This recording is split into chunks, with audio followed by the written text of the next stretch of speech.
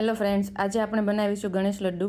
જો ગણપતિ ચોથ આવે કે હનુમાન જયંતિ હોય તો આપણે ઘઉંના લાડવા બનાવતા હોઈએ છીએ.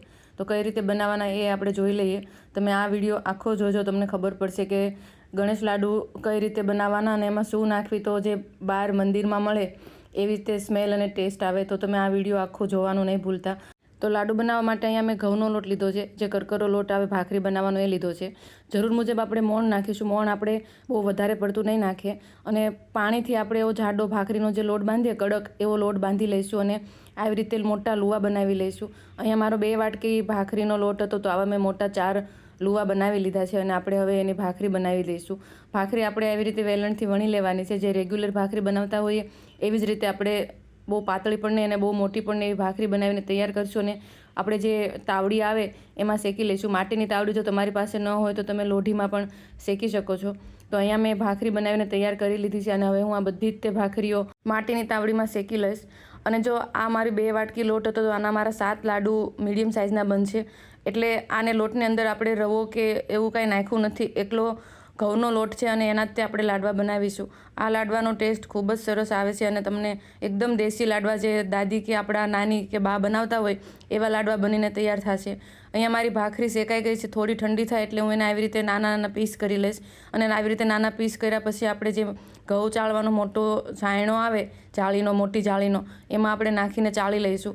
આનો આપણે ચૂરમું એકદમ બારીક નથી બનાવવાનું, પરંતુ થોડું મોટું એવું, જો મોટા ચાણાથી ચાળશું તો થોડું ચૂરમું આપણું મોટું બનશે.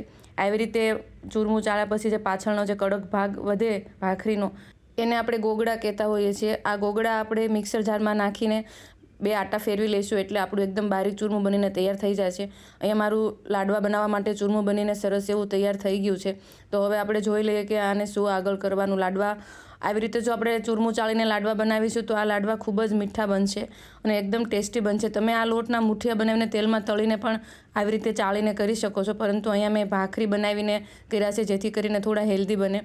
હવે આપણે કંદોઈના દુકાનેથી જે ચૂરમાના લાડુ લાવતા હોઈએ કે મંદિરમાં પ્રસાદી જે આવતી હોય એમાં એક સ્મેલ આવતી હોય છે.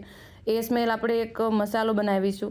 આ સિક્રેટ મસાલો હોય છે જે આપણને ખબર જ નથી હોતી. એના માટે અહીંયા 3 થી 4 લવિંગ, 2 ટુકડા તજ અને 3 થી 4 ઇલાયચીના દાણા લીધા છે. અને આને આપણે પીસવાનું છે. સરખું ન પીસાય એટલા માટે આપણે થોડી ખાંડ નાખીને મિક્સરમાં ફેરવીશું એટલે એકદમ બારીક પાવડર થઈ જશે. આ પાવડર આપણે ચૂરમાની અંદર નાખીને એડ કરી દઈશું. અને હવે આપણે એક નાના એવા વાસણમાં થોડું ગોળ લઈશું. એટલે કે જો 2 વાટકી આપણો લોટ હોય તો આપણે 1 વાટકી એનો ગોળ લઈશું અને થોડું ઘી નાખીશું. ઘી આપણે બહુ વધારે નહીં નાખીએ અને થોડો એવો ગરમ કરીશું. અહીંયા આપણે ગોળનો પાયો નથી લાવવાનો, પણ ઘી ગરમ થાય એટલે ગોળ એમાં ઓગળી જાય ત્યાં સુધી આપણે થોડો ગેસ ચાલુ રાખીશું અને પછી ગેસ ઉપરથી નીચે લઈ લઈશું અને થોડી વાર મિક્સ કરીશું એટલે આપણો ગોળ ઓગળી જશે. હવે આપણે જે ચૂરમું તૈયાર કર્યું હતું એના અંદર આ ઘી અને ગોળ 2 મિક્સ કરેલું આપણે એમાં એડ કરી દઈશું અને હાથેથી સરખી રીતે આપણે મિક્સ કરીશું. જો તમને જરૂર લાગે તો આપણે એમાં હજી ગરમ કરેલું ઘી એડ કરતા જઈશું અને હાથેથી ચોળીને આપણે એક વખત જોઈ લઈશું કે આવી રીતે લાડવો બને છે કે નહીં. જો તમારો લાડવો એવો કોરો હોય તો આપણે પાછું થોડું ઘી નાખીશું અને સરખી રીતે મિક્સ કરીને આપણે હવે લાડવા બનાવી લઈશું. આવી રીતે થોડું થોડું ઘી નાખીને આપણે જોઈશું તો આપણું ઘી વધારે પણ નહીં થાય અને ઓછું પણ નહીં થાય. એના અંદર તમારે જે કાંઈ ડ્રાયફ્રૂટ્સ નાખવા હોય નાખી શકો છો. અહીંયા મેં ખાલી કાજુ અને બદામની કતરણ નાખી છે. અહીંયા તમે ગ્રેપ્સ નાખી શકો છો કે કોપરું, તળેલો ગુંદર, પરંતુ મારે બાળકો ખાતા ન હોવાથી મેં ખાલી 2 તે કાજુ અને બદામ 2 જ નાખ્યું છે. અને આપણે હવે લાડવા બનાવી લઈશું. લાડવા બનાવવા માટે તમે જો આવી રીતે કોઈ ચમચાનું એક માપ રાખીશો તો એક સરખા બધા લાડવા બનીને તૈયાર થશે. અહીંયા મારા ચૂરમાના લાડવા બનીને એકદમ તૈયાર થઈ ગયા છે.